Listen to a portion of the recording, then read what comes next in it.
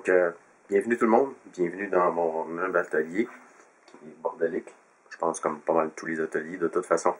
Donc, aujourd'hui, je vais vous montrer comment utiliser le site RPAS Tool avec les étiquettes. On a travaillé pas mal fort les 2 dernières semaines. On a réussi à modifier le site pour qu'il apparaisse d'une façon plus conviviale, mettons, dans un mobile. Donc, si vous ouvrez le site sur votre mobile, vous allez tomber sur la page principale. Et maintenant, dès que vous tombez soit dans l'inventaire ou dans les opérations, vous avez maintenant des gros boutons que vous pouvez peser juste avec votre pouce. Façon beaucoup plus simple de naviguer dans le site aussi. Donc ça, c'est en fait, si on regarde comme il faut, c'est la version simple. Je peux toujours retourner à la version originale du site en cliquant le bouton détail ici. Et là, à ce moment-là, je vais retomber dans le site comme on le connaît quand on est sur un laptop ou une tour ou whatever. Donc, je peux recliquer sur simple et à ce moment-là, on tombe en mode simple. Maintenant, les étiquettes. Donc, pour ceux qui veulent savoir comment fonctionner avec les étiquettes. Très simple. Imprimez vos étiquettes. Donc, vous avez les étiquettes pour les quads, vos appareils. Moi, je les ai mis sur une feuille comme ça. La meilleure chose, c'est que tu les imprimes sur une feuille.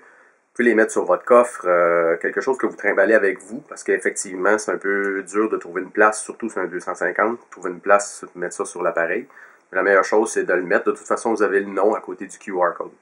Donc, la façon dont ça fonctionne, c'est très simple. Comment utiliser le QR code quand vous êtes dans le champ? En ce moment, on est dans un sous-sol, mais c'est pas grave, ça va être le même principe. Donc, supposons que vous avez vos étiquettes sur votre coffre. Première chose à faire, sur votre téléphone, assurez-vous d'être logué à votre user. Donc, ici, connexion. À ce moment-là, je suis certain d'être dans mon utilisateur. Si je vais dans mon utilisateur, ben, j'ai mes fameux gros boutons parce que je suis sur un mobile. J'ai mes opérations ici, où je pourrais pas initier un vol avec Express et tout. Par contre, plus simple que ça, mettons, je reviens ici, je peux utiliser le QR code. Donc, moi, j'utilise ce logiciel-là, QR Code Reader, qui marche bien. Ça fait la job. Donc, la façon dont ça fonctionne, c'est que vous partez votre QR code. Vous allez aller scanner le QR code d'un appareil. Et voilà. Et là, il va se rendre automatiquement dans une page avec cet appareil-là. Il va vous demander qu'est-ce que vous voulez faire. Donc, mettre à jour les informations, c'est une chose. Et si vous voulez décoller, bien, vous avez tout simplement à peser décollage express. Vous allez tomber automatiquement dans la liste de batteries. Les batteries qui sont disponibles, c'est celles qui peuvent fitter sur cet appareil-là. Donc, selon les paramètres de l'appareil que vous avez mis. Ici, moi, c'est une machine qui fonctionne avec du 3S. Donc, je peux aller choisir une batterie ici. Je m'en vais en bas. Je fais soumettre. Et là, si je débute le vol automatiquement, maintenant, je peux faire soumettre aussi. Donc, si je suis en train de préparer des vols, je peux dire d'avance, je vais préparer 3-4 vols, je pourrais le faire avec mon mobile. Mais mettons qu'on veut décoller tout de suite. Ce que je fais, c'est que je vais choisir récréatif. On décolle immédiatement. Et là, j'ai le petit avertissement par rapport aux 9 km d'aérodrome, 90 mètres maximum d'altitude. Je dis continuer.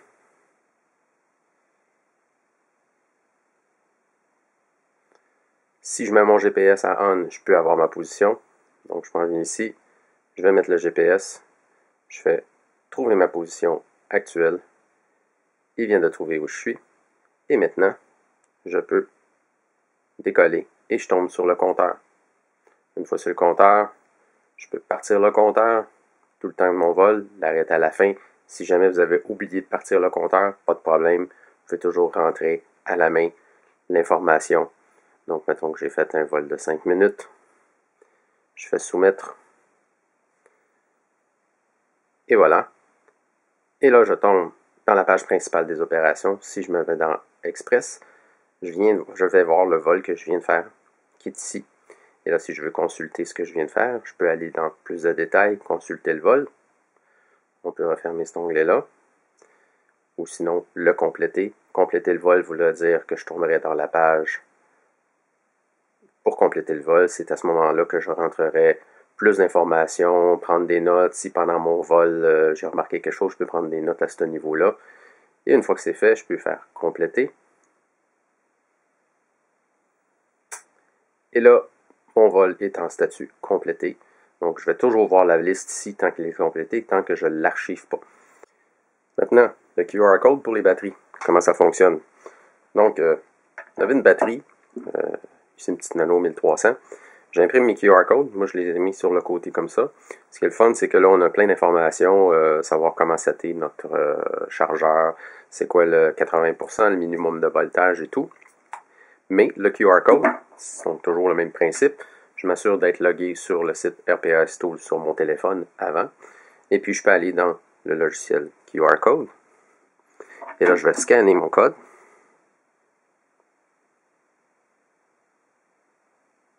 C'est pas trop shaké. Et voilà.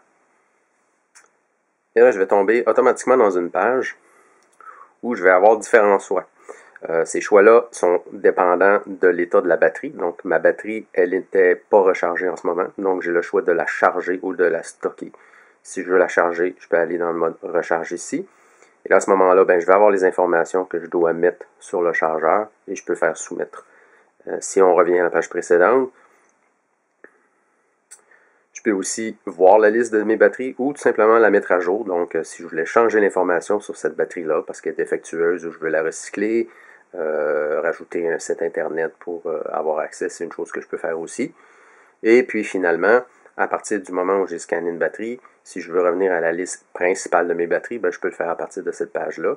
L'onglet de la batterie que j'ai scanné va être ouvert à ce moment-là, que je peux refermer. Comme ça. Et là, j'ai vraiment la liste de toutes mes batteries.